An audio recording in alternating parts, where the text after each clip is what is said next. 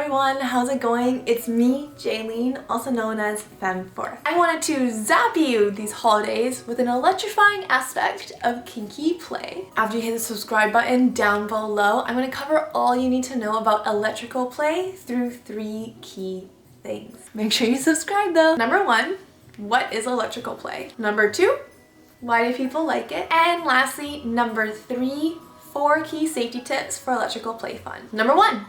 What is it? Electrical play is an act of BDSM where one person's body is made to contact on their skin with an electrical charge item, generally inflicted by another's electrifying sadistic hands. Electrical play kits, otherwise known as violet wands, are sold throughout many kink stores. Even though these things can be pricey, they do administer shocks very safely to most parts of the body. Can never be too safe. Number 2.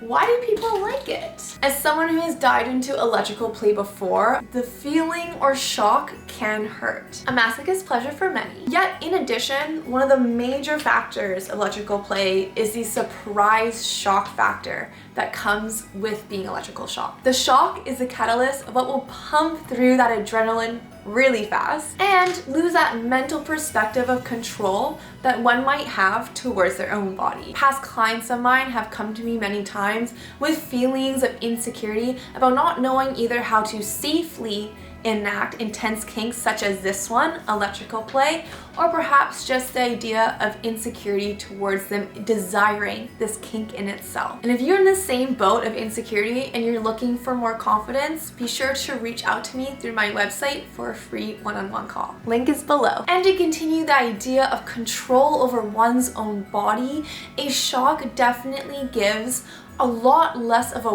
warning than potentially a riding crop or another instrument used for impact play. The reason why I say this is because we need to wind ourselves up for a good hit with a crop, etc. Body mechanics, right?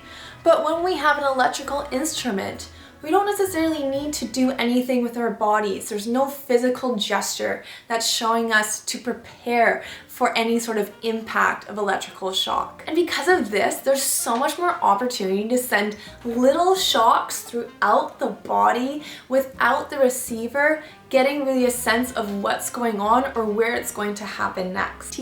All right, lastly, number 3, 4 key safety tips. Number 1.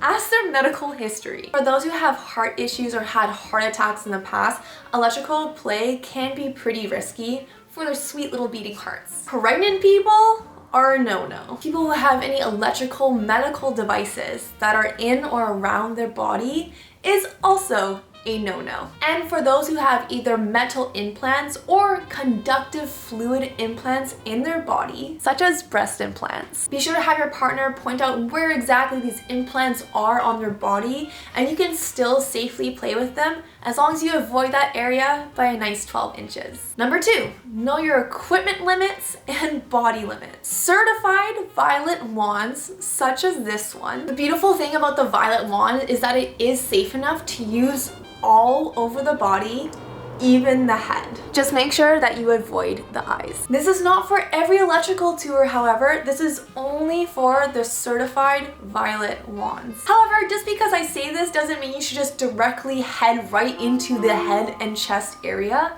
I always say start from the waist below to make sure your partner is getting used to the sensations first. To take it one step further into safety, or if you have an electrical tool or instrument that is much stronger than the violet wand, here's what you need to know. Nothing above the chest or heart area, nothing near any part of the body that has conductive fluids or membranes, such as the very moist, wet vagina. And the shock there obviously is not going to stop your heart, but it will cause a burn because of the mucous membrane. And in addition to this, I say with any new electrical play kit, be sure to read the safety instructions so you know the limits of where and how much you can play. Number 3. Ask about metal. In addition to medical history, you also need to know your partner's metal status. Does your partner who's playing with you have any piercings, watches, glasses, that they are wearing during the playtime. And make sure you ask this question every time before playtime. Most people don't actually really register how much metal they are wearing on them. Make sure your person removes all metal before playing, and if the metal is not removable or they don't want to remove it,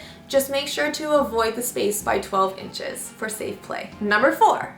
Avoid the burn. Because it's in a charge of electrical shock, it's going to send a lot of heat to that certain area of contact. Any sunburned skin, open wounds, melanoma, they definitely should be avoided. You don't want your partner singed in an area that already needs healing. And if you're just getting into exploring your kinks and either you feel a lot of shame or insecurity about talking about them, or perhaps you don't feel that confident in exploring them, let's work together on a one-on-one call to see if we'll be a good fit for my coaching programs. I'm here to help you move past that panic that we all feel when we are ready to step into our sexual confidence journey. Click the link below for a free call on my website. And also be sure to like and subscribe to help the free sex ed community. Thanks so much for watching, everyone. It's me, Jaylene. Mwah.